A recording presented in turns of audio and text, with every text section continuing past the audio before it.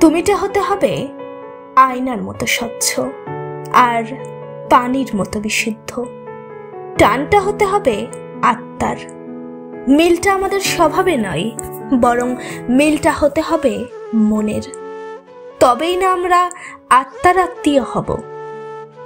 কখনো দুষ্টু মিষ্টি খুনসুটি, কখনো বা তুমুল ঝগড়া, কখনো ভরপুর রোম্যান্স, আবার কখনো পুরোপুরি নিরামিষ।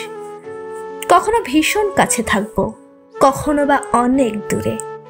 তবে দূরত্বটা হতে হবে চোখের, মনের নয়।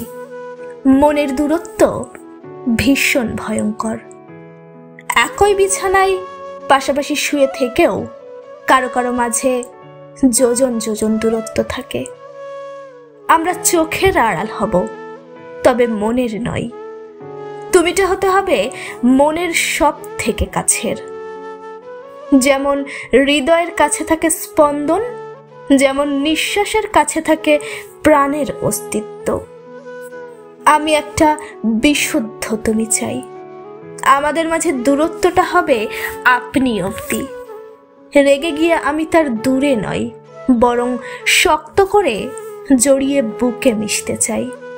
অভিমান জমলে ঠোঁটের আদলে ঠোঁট ছুঁয়ে তীব্র কম্পনে চোখের পাতা ভেজাতে চাই।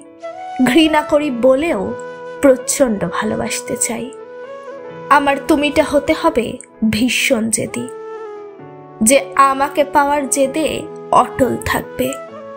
সব কিছুর ঊর্ধ্বে তার কাছে প্রায়োরিটি পাবে শুধু আমাদের এই সম্পর্ক। তুমিটা হতে হবে ফরমালিন মুক্ত। আমি আমার মনের জন্য একটা স্বাস্থ্যকর তুমি চাই।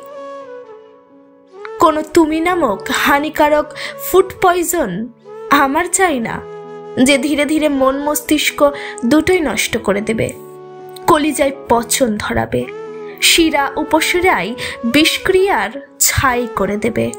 না, এমন তুমি আমার চাই না। সেই তুমি যে মন আর মস্তিষ্কের জন্য বড্ড বেশি হানিকারক। তুমিটা হতে হবে আমার ভালো থাকার মেডিসিন, কোনো নেশাতুর ড্রাগস নয়।